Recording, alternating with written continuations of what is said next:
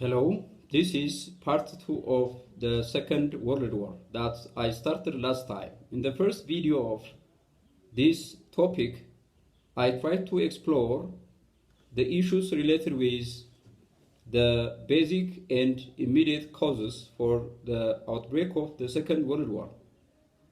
And the Second World War was fought on two major fronts. These were the Eastern Front and the Western Front. In the Eastern Front, Germany tried to invade some part of Poland and later Russia. And in the western part of Europe, Germany invaded these countries. First, Denmark, Norway, and Netherlands, Belgium, as well as France. So let's continue our lesson, the Battle of Britain. After Germany occupied France, because the German troops, by using strong tanks, they unexpectedly entered in France through the Ardennes Hill. ባልጠበቁት መንገድ ወደ ፈረንሳይ በአርደነስ በኮረብታማ አካባቢ የጀርመን ታንኮች ወደ ፈረንሳይ ገብተው የፈረንሳይን ግዛት እንደተቆጣጠሩ ታይተናል። በምስራቁ ደግሞ በብሊትዝክሪግ ወይም ላይትኒንግ ዋር ባልነው የጀርመን የአየርና የምድር ኃይል የተቀናጀ ውጊያን ፖላንድ የፖላንድ ዋና ከተማ ዋርሳው እንደተያዘች አየን። በስተ ምስራቅ በኩል ደግሞ ራሽያ የተወሰነውን የፖላንድ ግዛት እንደያዘች አይተን ነበር። በምዕራቡ የጦር ግንባር ጀርመን ፈረንሳይን ከያዘች በኋላ ቀጥታ ፊቷን ያዞረችው ወደ እንግሊዝ ነው። the battle of britain እናያለን ዛሬ። in the battle of britain Germany waged war by using its air force. እንግሊዝ እንግዲህ በምድር ጦር ለማዝመት አትመችም።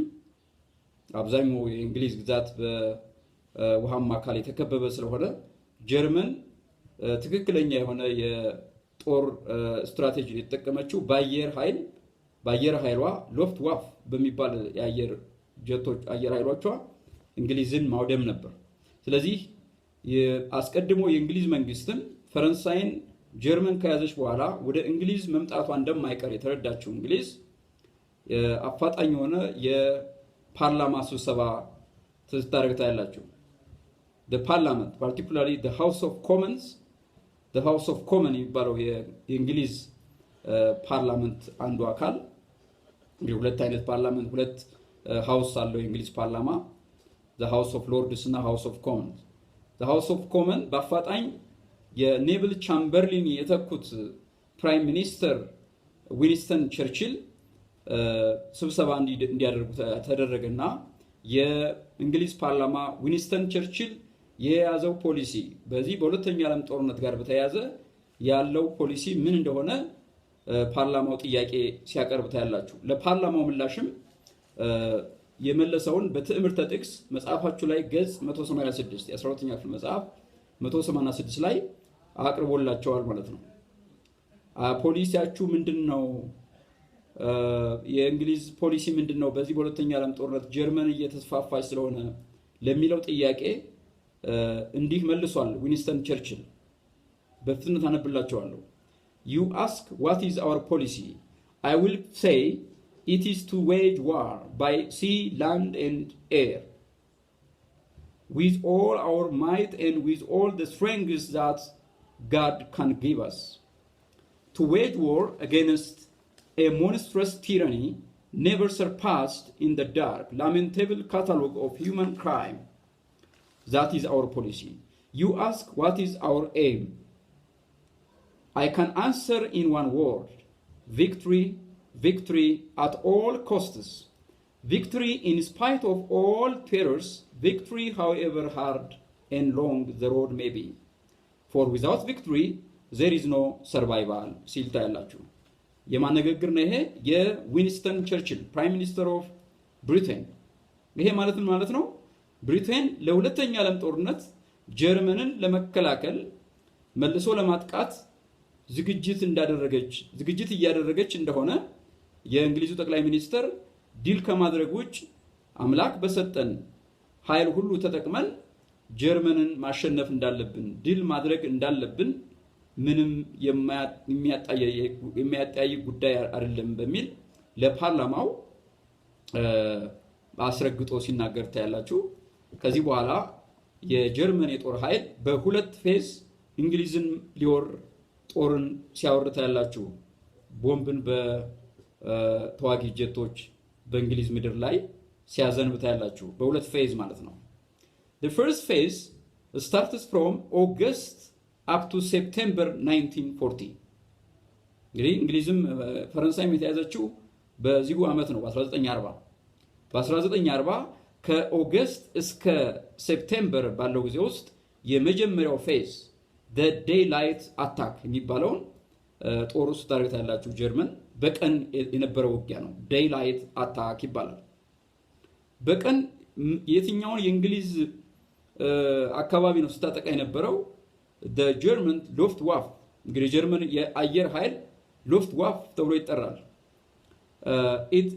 its aim was to wipe out the British airfields and that of fighter airplanes. የእንግሊዝ ተዋጊ ጀቶችን ጀቶች የሚያርፉበትን አካባቢ በቦምብ ማጥቃት ነበር ማለት ነው። ዋና ዓላማው እሱ ነው። and the British Air Force, the Royal Air Force ተብሎ የሚታወቀው የጀርመኑ ሉፍትዋፌ ያልነው የእንግሊዙ ደግሞ Royal Air Force ተብሎ ይታወቃል። it used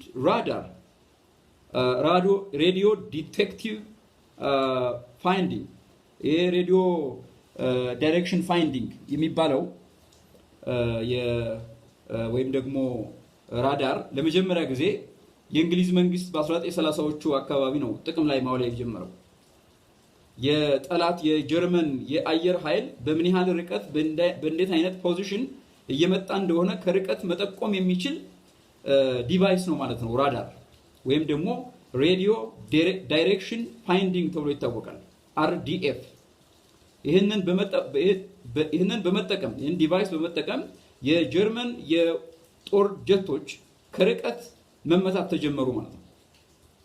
እንግሊዝ በጀቶቹ አስቀድማ ጥቃት ከማድረሳቸው በፊት የጀርመን ተዋጊ ጀቶች በአየር ላይ መምታት ጀመረች ማለት ነው። በዚህም እንግሊዝን ታሸንፋት አልቻለችም ማለት ነው። ከዚያ ሁለተኛው ፌዝ ጀመረ።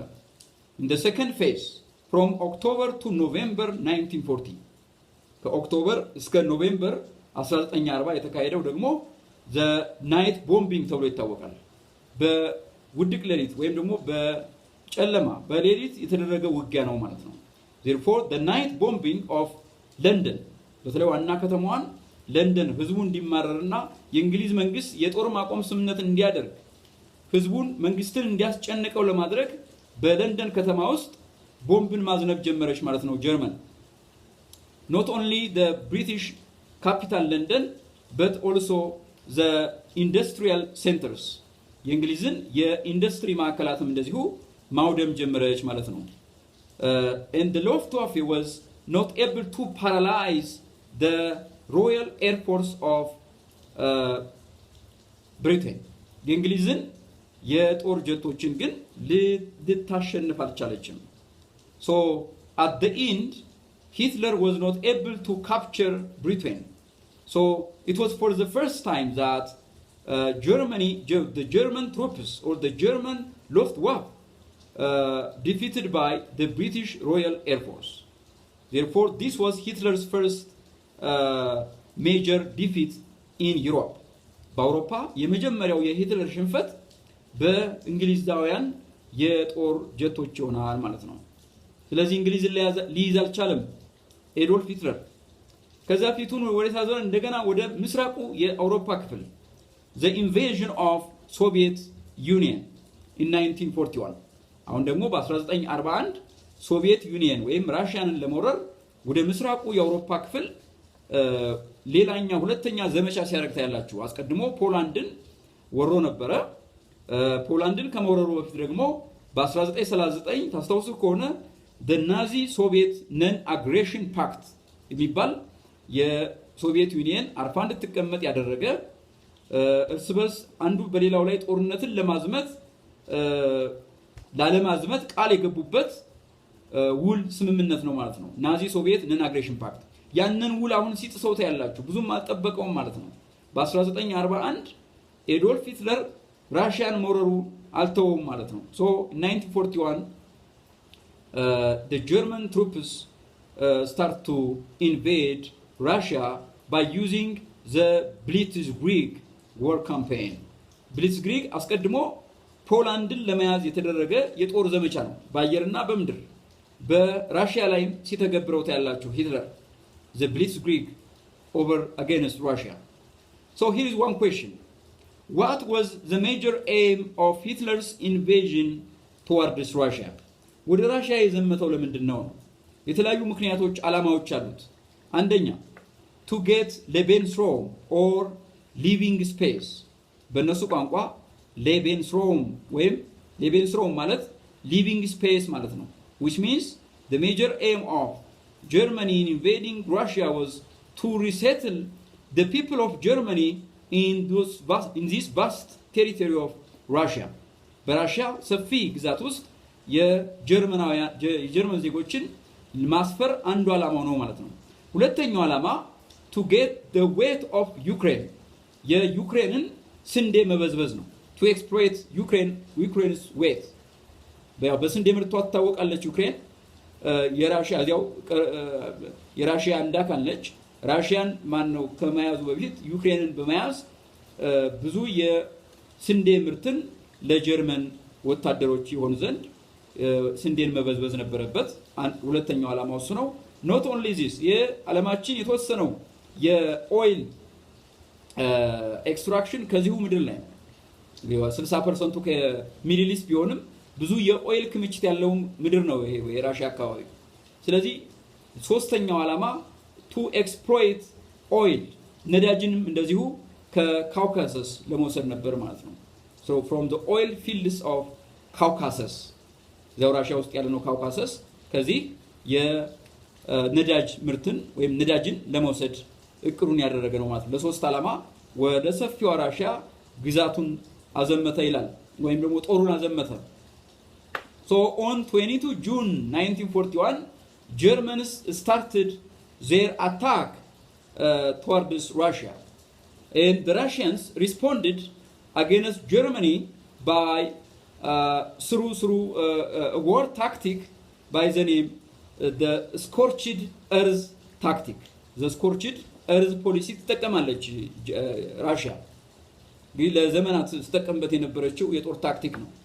በተለይ በዚህ በ19ኛው መቶ ክፍለ ዘመን የፈረንሳይ መንግስት ራሽያን በወረረ ሰዓት 11ኛ ክፍል የተመራችሁት 12ኞች የራሽያ መንግስት ስኮርችድ እርዝ ታክቲክ ወይም ስኮርችድ እርዝ ፖሊሲ ይጠቀማሉ። ምን ማለት ነው?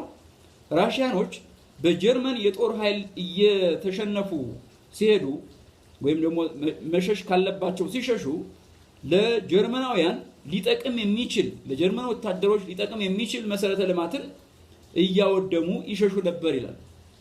they destroyed roads, bridges and other infrastructures which will use for their enemies.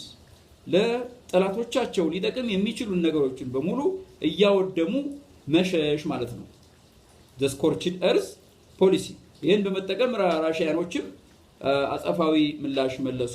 ነገር ግን የጀርመን የጦር ኃይል ሊቋቋሙት አልቻሉም። በአጭር ጊዜ ውስጥ የዩክሬን ዋና ከተማ ኬቭን ተቆጣጠሯት ማለት ነው። ኬቭ was controlled by the forces of Germany and Leningrad was sieged, the siege of Leningrad. እንግዲህ በአገራችን በመቀሌው ከበባ እንደምንለው በአውሮፓም ወደ ራሽያ ሲገሰግስ የጀርመን የጦር ኃይል አስቀድሞ ሌኒንግራድ የምትባለዋን ለብዙ ዘመናት ዋና ከተማ ሆና ያገለገለችዋል ለራሽያ ማለት ነው። ሴንት ፒተርስበርግ የመሰረታት ነች ሌኒንግራድ ወይም ደግሞ ፒተርስበርግ ተብላም ትታወቃለች። በኋላ ስሟ በራሽያው በጆሴፍ ስታሊን በራሽያው መሪ ስታሊንግራድም ተብላለች ማለት ነው። ሌኒንግራድም ተብላ ትታወቃለች። ስለዚህ ሌኒንግራድን ከበባት ይላል የጀርመን የጦር ኃይል። ከዛ ወደ ሞስኮ እየተጠጋ መጣ ማለት ነው። ጀርመኖች የጀርመን ወታደሮች ወደ ሞስኮ እየተጠጉ ሲሄዱ የሞስኮ ሰዎች ወይም ራሽያኖች ሲያለቃቅሱ ታያላችሁ። ምን የሚል ልቅሶ? behind us is Moscow, there is no room left for retreat. ወዴት እንሸሻለን? አሁንስ ወደ ሞስኮ የተቃረበ ነው አሁን ራሽያ ወታደር ኃይል መሸሻም የለን እያሉ የራሽያ ህዝቦች የነበራቸውን ፍርሃት ሲገልጹ ታያላችሁ።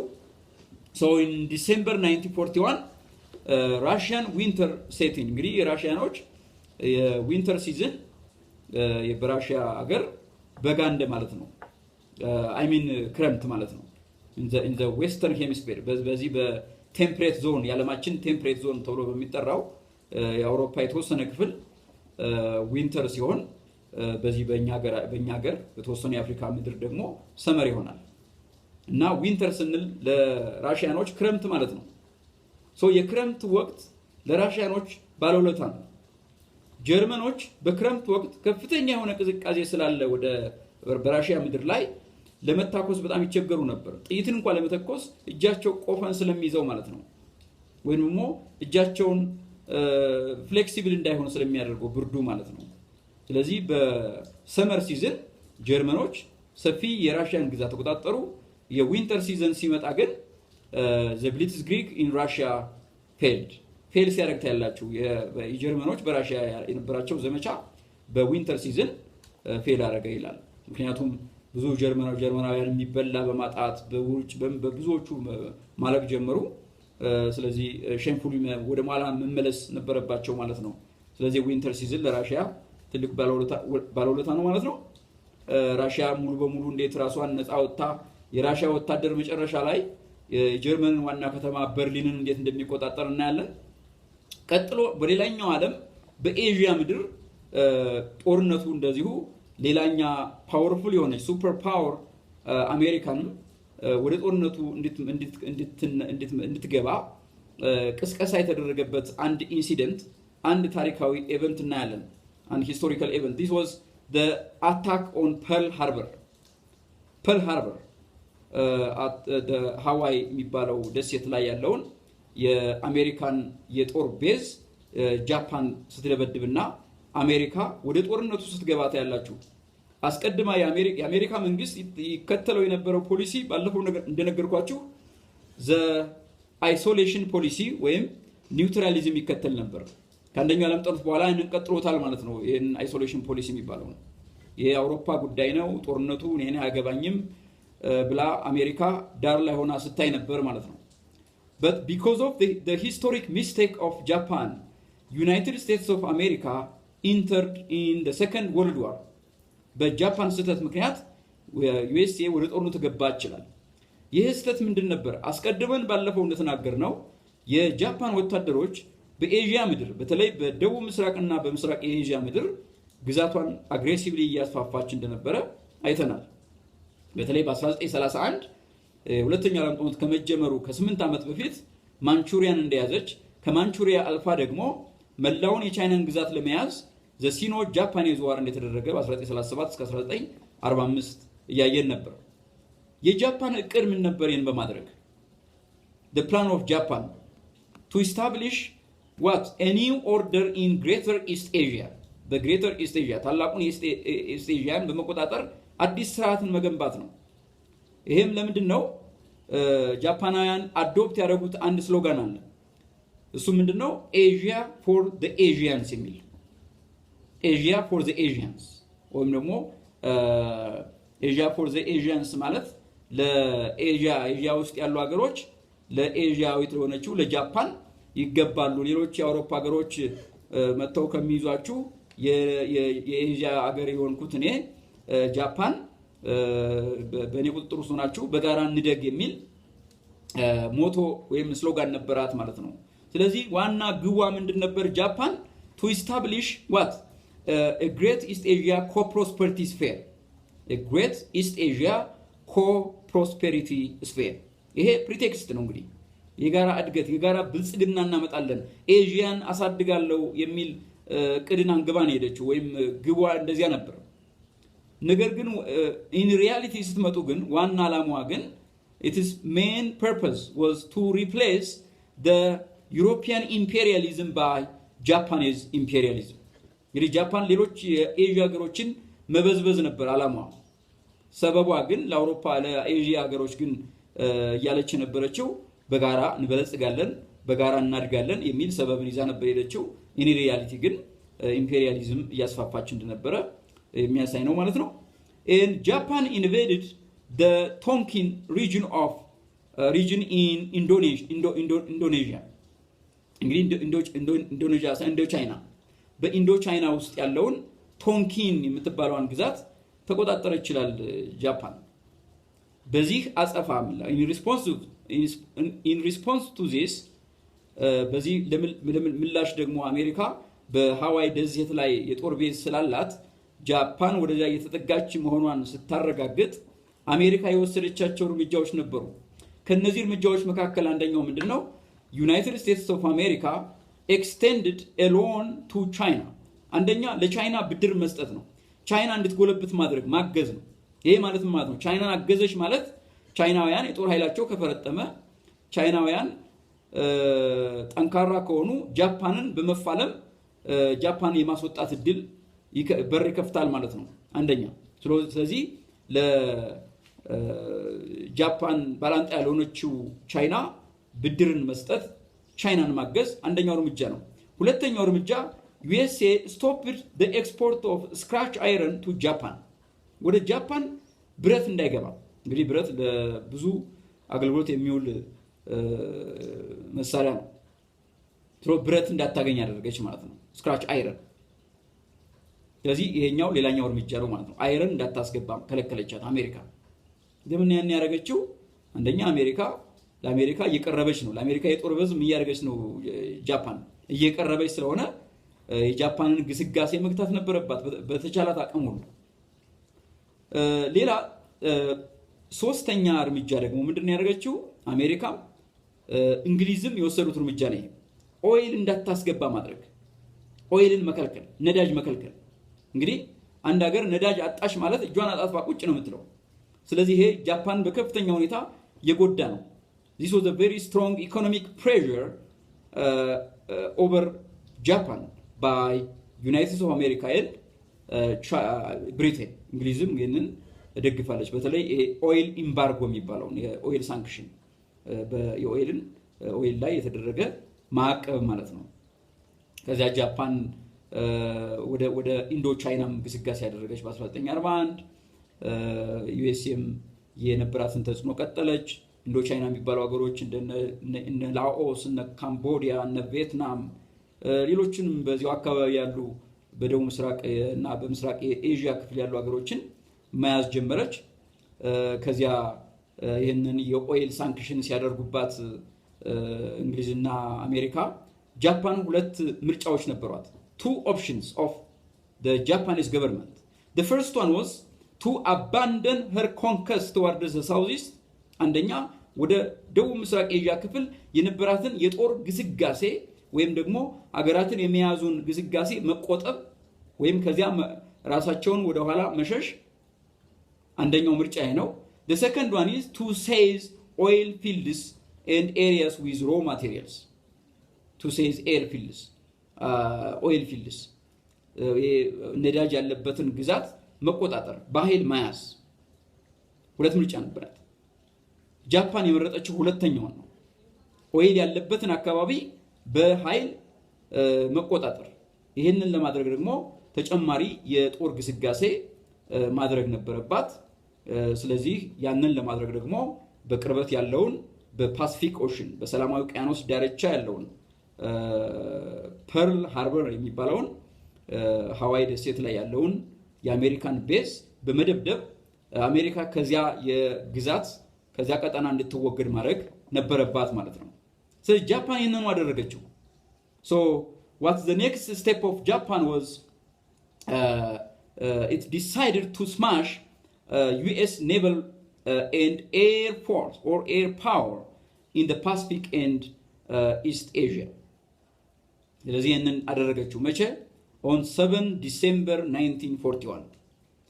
December 7, 1941, Japanese bombers launched a surprise attack on the American naval base. በአሜሪካ የጦር ቤዝ ላይ ድንገተኛ የሆነ የቦምብ ውርጅብኝ አደረገች ማለት ነው። ፐርል ሃርበርን አወደመች። ፐርል ሃርበር ላይ ትልቅ ጥቃት ነው የደረሰባት አሜሪካ። ይሄም ወደ 19 የሚሆኑ የአሜሪካ ጀቶች መርከቦች ትላልቅ መርከቦች 19 የሚሆኑ ትላልቅ መርከቦች እንዲሰጥሙ በማድረግ destroyed 188 planes 188 የሚሆኑ ተዋጊ ጀቶችን በማውደም ከ2400 በላይ የሚሆኑ ስኪል የሆኑ ለዚህ በጦር ኃይል ስኪል የሆኑ በተለይ በአየር ኃይል ስኪል የሆኑ ሰዎችን ኢንጂነሮችን ገላለች ይችላል። የ2400 ማለት ቀላል አይደለም። and 1100 more than 1100 Americans also were wounded. ከ1100 በላይ እንዲቆስሉ አደረገ ይችላል። And what's next? 8 December 1941, United States of America declared war against Japan. አሁን አሜሪካ አይሶሌሽን ፖሊሲውን ወደ ጎን በመታው በጃፓን ላይ ጦርን ማዝመት ነበረባት። ጦርነትን አወጀ ይችላል። ልክ ፐርል ሃርበር ከተደበደበ ከአንድ ቀን በኋላ 8 December 1941 United States of America declared war against Japan. ቀጣይስ የጃፓን ጓደኞችስ? On 11 December 1941 Germany and Italy declared war on United States of America. የጃፓን ጓደኞች ጀርመንና ኢጣሊያ ደግሞ በዩኤስኤ ላይ ጦርነትን አወጁ ይላል። in Japan occupied Hong Kong, Philippines and Burma as well as Malaya. እንግዲህ ቀጠለች በዚያው ሆንግ ኮንግን፣ ፊሊፒን፣ ማላያን እንዲሁም ደግሞ በርማ የሚባሉ በዚያው አካባቢ ያሉ ሀገሮችን ተቆጣጠረች ይችላል። Now the world moved at war. ዓለም አሁን ወደ ጦርነቱ ሲገባ ታያላችሁ። The Second World War was fully become a world war after United States of America entered in this Great War, Second World War. ስለዚህ አሜሪካ ወደ ጦሩ ስትገባ ሙሉ በሙሉ የዓለም ጦርነት ሆነ ይላል። So the entry of United States of America it changed the military balance in favor of the allied powers. አስቀድሞ የአክሲስ ፓወርስ እነ ጃፓን፣ እነ ኢጣሊ፣ እነ ጀርመኒ ሰፊ ግዛትን በሶስት አህጉራት በአውሮፓ፣ በኤዥያ እና በአፍሪካ እያስፋፉ ነበር። በዚህ በሁለተኛው ስቴጅ ግን በዩኤስኤ ወደ ጦርነቱ ከገባች በኋላ ግን the forces of United States of America changed the military balance in favor of the allied powers. Therefore, now United States of America gave series of support, military assistance for Britain, for France, and other members of the allied forces. ጠንካራ የሆነ የጦር ኃይል ስታደራጅ ታያላችሁ። በአየር ኃይሏ በተዋጊ ጀቶቿን ማለት ነው፣ ታንኮቿን፣ ሌሎች ከባድ መሳሪያዎችን ለአላይድ ፓወርስ ማገዝ ጀመረች። ቀጥታ ወደ ጦርነቱ ኢንጌጅድ መሆን ጀመረች ማለት ነው። አሁን በጊዜ ሂደት በምስራቁ በኩል የነበረው የጀርመን የግስጋሴ in the winter season 1941 up to 1942 Soviet forces opened a counter offensive and pushed the Germans back some distance from Moscow. አሁን የጀርመን የጦር ኃይል ከሞስኮ የተወሰነ ኪሎ ሜትር እየሸሸ ሲሄድ ታያላችሁ። ለምን? ወቅቱ የክረምት ወቅት ስለነበረ የጀርመን የጦር ኃይል ያንን ብርድ ተቋቁሞ ዩኤስኤ ሳርን ሊያሸንፍ አልቻለም ማለት ነው።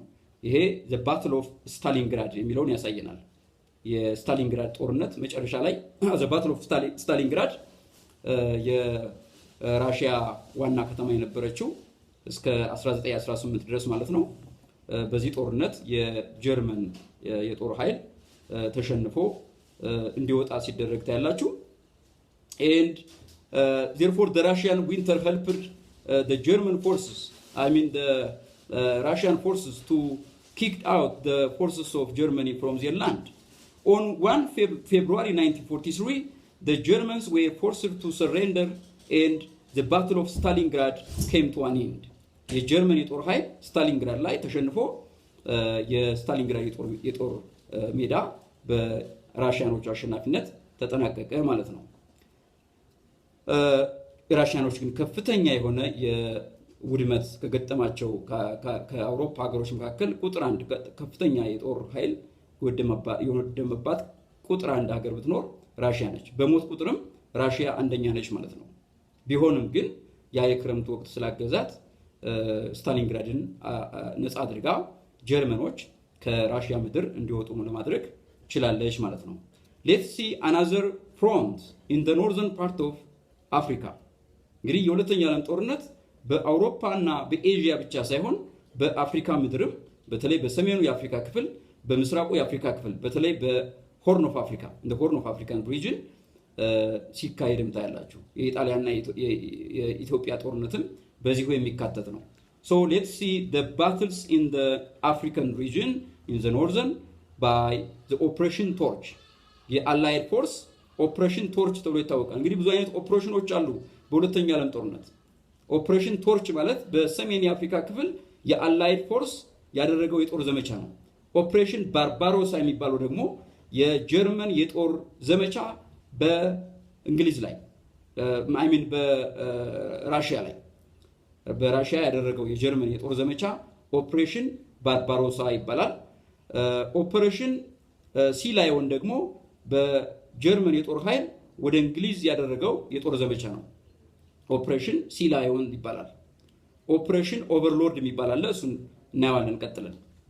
Therefore, the battle in the northern part of Africa from 1941 up to 1943 በዚህ ሁለት ዓመታት ውስጥ በጣም አውዳሚ ጦርነት በሰሜኑ የአፍሪካ ክፍል ባሉ በረሃዎች ላይ አድርገዋል ማለት ነው። So the German forces plus their allies, particularly Italian forces versus the British forces and its allies. የእንግሊዝ የጦር ኃይልና የጀርመን የጦር ኃይልና አጋሮቻቸው በሰሜኑ የአፍሪካ ክፍል በተለይም በእነዚህ ሀገራት በቱኒዚያ፣ በአልጄሪያ፣ በሞሮኮ፣ በኢጂፕት and ሊቢያ በእነዚህ ሀገራት ባሉ በረሃዎች ላይ አውዳሚ ጦርነት አደረጉ። የጀርመንና የጓደኞቿ የጦር ኃይል በበላይነት የሚመራው ኮማንድ የሚያደርገው ጀነራል ኤርዊን ሮሜል versus the forces of British and their allies የእንግሊዝና የጓደኞቿ የጦር ኃይሎች ደግሞ የሚመራው by General Bernard Montgomery የሚመራው የጦር ኃይል አውዳሚ ጦርነት አደረጉ። So in May 1943 the Axis forces in North Africa surrendered to the Allied forces. በ1943 መጨረሻ ላይ ዲል ያደረገው የአላይድ ፎርስ ነው ማለት ነው። የሞንትጎመሪ የጦር ኃይል በሮሜል የጦር ኃይል ላይ ድልን ተቀዳጀና ከሰሜን የአፍሪካ ክፍል ጀርመኖችን፣ ኢጣሊያኖችን፣ ፋሺስትና ናዚስት የሆኑ ኃይሎችን ወደ ሀገራቸው እንዲመለሱ ማድረግ ዝቅ ብሎም ደግሞ በአፍሪካ ቀንድ ያሉ ሀገራትን ኤሪትሪያ፣ ኢትዮጵያ፣ ሶማሊላንድ ሙሉ በሙሉ ጥርግ ብሎ እንዲወጣ በማድረግ የአፍሪካን ምድር ከፋሺስትና ከናዚስት ወረራ ነፃ አድርገዋል ማለት ነው። ከዛ በኋላ የኢጣሊያ የጦር ኃይል ወሽሽት ወደ ሮም ወደ ኢጣሊያ ሆነ ማለት ነው። የአላይድ ፎርስ እየተከተለ የኢጣሊያን የጦር ኃይል ማሳደድ ጀመረ። ቤኒቶ ሙሶሎኒ መጨረሻ ላይ መገደሉ አልቀረም።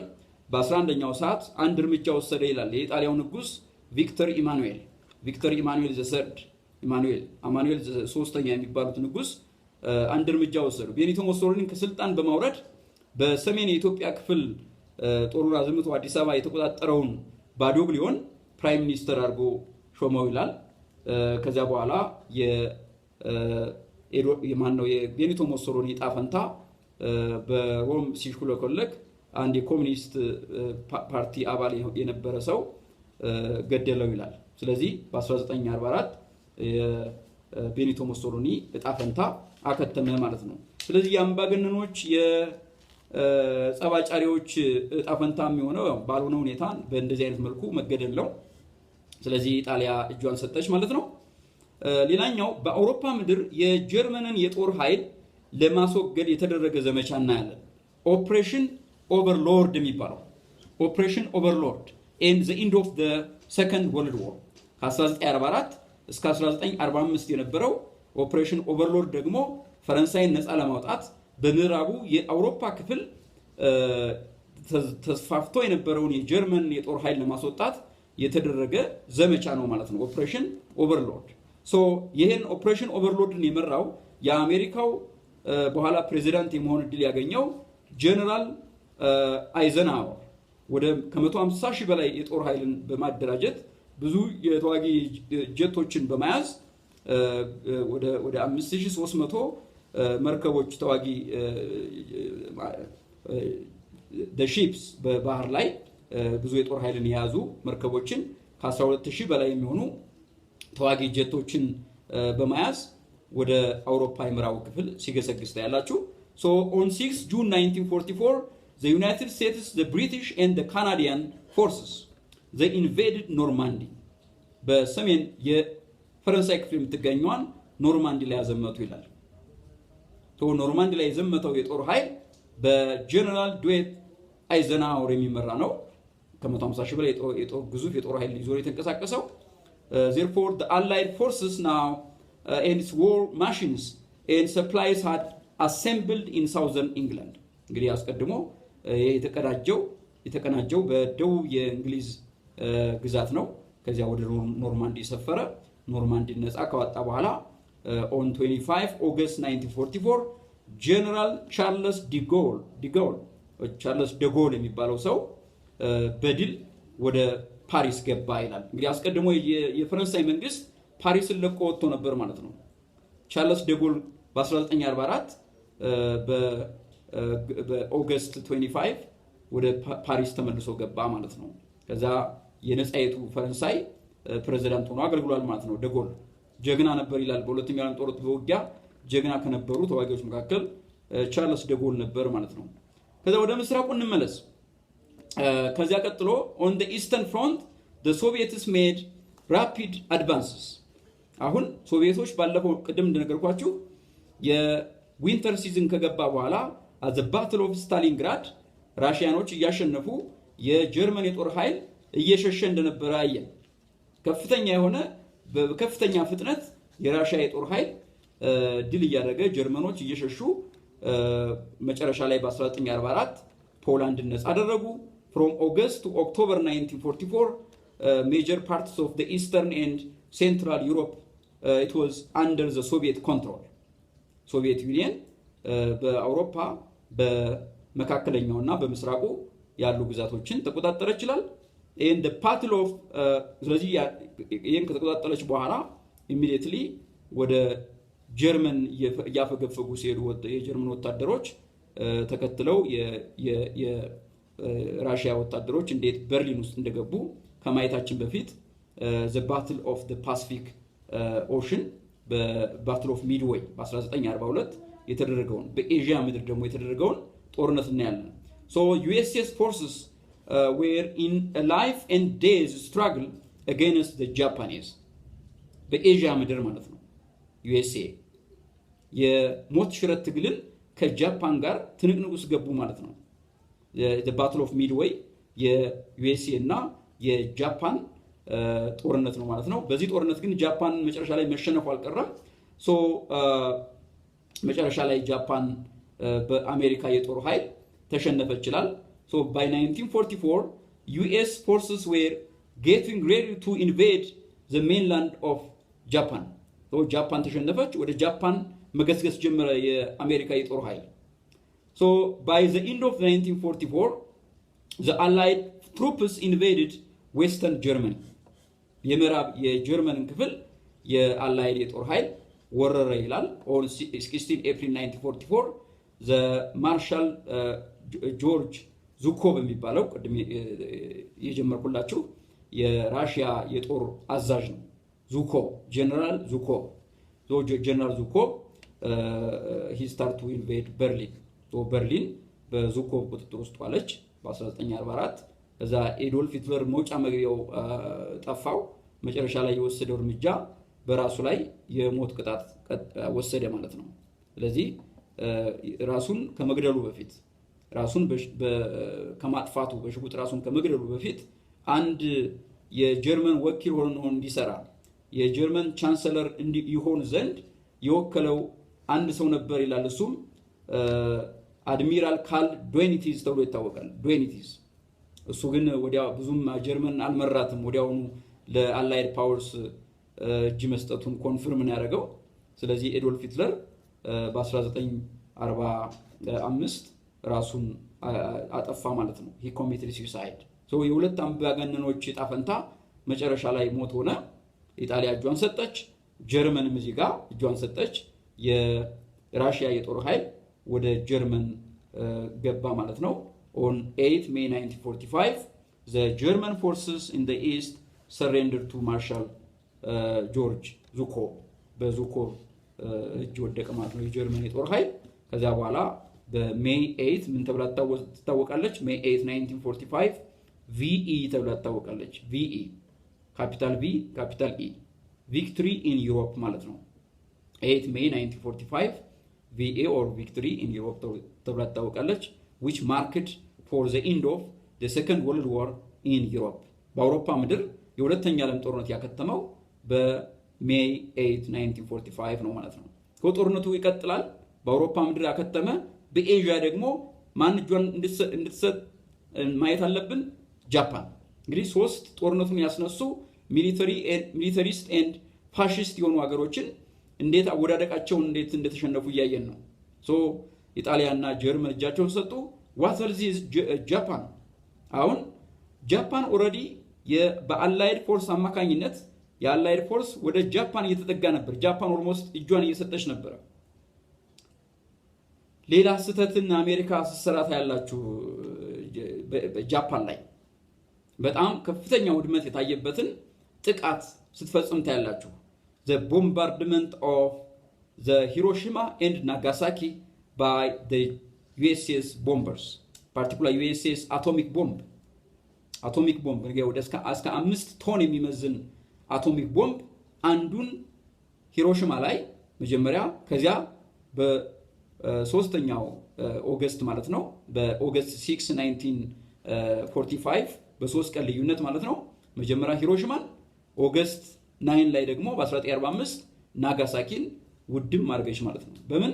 በአቶሚክ ቦምብ። atomic bomb for the first time was applicable in the warfare of the Second World War. በሁለተኛው ዓለም ጦርነት ጊዜ አቶሚክ ቦምብ ለመጀመሪያ ጊዜ በተግባር የዋለው በአሜሪካ አማካኝነት ነው ማለት ነው። because America was the only owner of the atomic bomb. ስለዚህ ሁለት የጃፓን ከተሞችን ሂሮሺማ እና ናጋሳኪን ውድም ማድረገች ማለት ነው። ጠቅላላ ከ120,000 በላይ የሚሆን ህዝብ የጨረሰ ውርጅብኝ ነው ማለት ነው። ይሄ በዚህ ቦምብ ጃፓን እና ይቀጥቁጣ ቀጣጫት። ይህንን ግን ማድረግ አለማድረግ ትችል ነበር። ኦልሬዲ ጃፓን እጇን ሰጣ ነበር። ለምን አደረገችው ነው ጥያቄው። ጃፓን እጇን ሰጣ ሳለ ናጋሳኪና ሂሮሺማን መደብደብ ለምን አስፈለገ ስትሉ ሁለት ፖሲብል ሪዝንስ ልንሰጥ እንችላለን። አንደኛ አንዳንድ የታሪክ ጸሐፊዎች እንደሚሉት አሜሪካ አቅሟን ጡንቻዋን ማሳየት ፈልጋ ነው ይላሉ። አሜሪካ want to demonstrate its power for the world ለዓለም ማሳየት ነበረባት አቅሟን ተፈሪ የሆነች ሀገር ትሆን ዘንድ ማለት ነው። ሁለተኛ possible reason for the purpose of revenging the Pearl Harbor bombardment of the base military base of America. American military base የደበደበችው ጃፓን ለዚያ ቂም በቀል ነው ማለት ነው። ስለዚህ ጃፓን መበቀል ነበረባት ማለት ነው። ያንኑ ያደረገችው። ሌላው on 15 August 1945 እንግዲህ ሁለተኛው ዓለም ጦርነት ሙሉ በሙሉ የሚጠናቀቀው የጃፓኑ ንጉስ ሂሮሂቶ ኢምፐረር ሂሮሂቶ unconditionally surrendered to the allied forces on 15 August 1945. With the surrender of Japan, the Second World War officially came to an end. ስለዚህ ሁለተኛው ዓለም ጦርነት በይፋ ሙሉ በሙሉ ያከተመው በግንቦት 15 1945 እንደ አውሮፓውያን አቆጣጠር ነው ማለት ነው። እንግዲህ ከኮርስ በኋላ የሚቀጥለው ምንድነው? ኮንሲኩዌንስ the consequences of the second world war የሚለውን በሚቀጥለው አስረዳለሁ። ተከታተሉኝ። ስለተከታተላችሁኝ አመሰግናለሁ። መልካም ጊዜ